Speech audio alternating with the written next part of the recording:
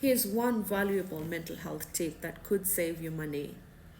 If you think you have ADHD and you're planning to go see a doctor for possible diagnosis of ADHD and even get a prescription for ADHD, here's one tip that you need to look at. Assess your sleep needs.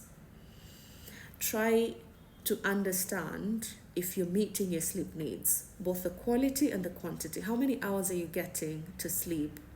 And how good is that sleep that you're getting? Do you wake up feeling rested or do you wake up feeling tired?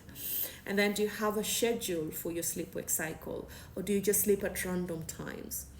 Sleep is absolutely vital for survival.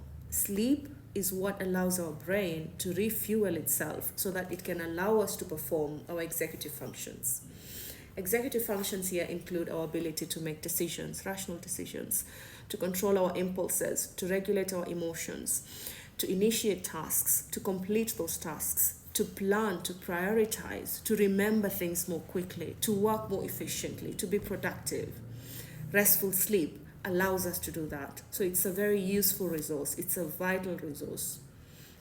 I'm saying this in relation to ADHD because some studies have been able to see that an adult who's been deprived of sleep for even one day, their brain looks very similar to that of a person with ADHD.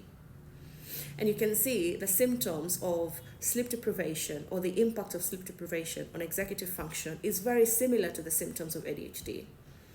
And what we know so far, according to statistics, is that up to 30% of adults experience some form of insomnia. So a lot of us do experience some sleep deprivation or sleep interruption. And 10% of those are going to experience the impact of sleep deprivation. So some may not experience the impact, so others might, for example, not sleep well last night, but be able to function today because we have some other compensatory mechanisms. But others, you'll realize when they can't sleep the night before, then the next day becomes very heavy on them, very difficult for them. They're unable to control their impulses.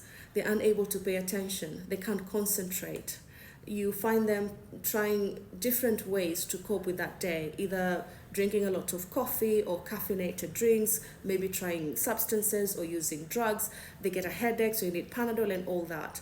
So as you think that you have the symptoms of ADHD, inattention, forgetting things, impulsivity, hyperactivity, you're fidgeting all the time, as you're thinking that you have these symptoms and you're planning to go see a doctor, try to first work on your sleep. Ensure that you're getting sufficient hours for sleep. And a normal adult typically requires between 7 hours and 9 hours a day. So you could try to get the middle, 8 hours, and see when you get a restful sleep, how are you able to have the day when you have restful sleep? Because if your symptoms improve with your sleep improvement, then the executive dysfunction symptoms that you're experiencing are not ADHD. They're just sleep deprivation symptoms.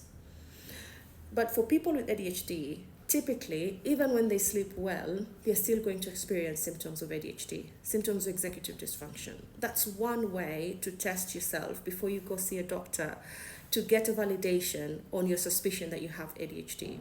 Correct your sleep-wake schedule. Try and ensure that the quantity of sleep hours you're getting is sufficient and the quality of the sleep that you're getting is good, is restful, to enable you to be able to perform the cognitive processes that you need, the executive function that you need to perform on a day-to-day basis.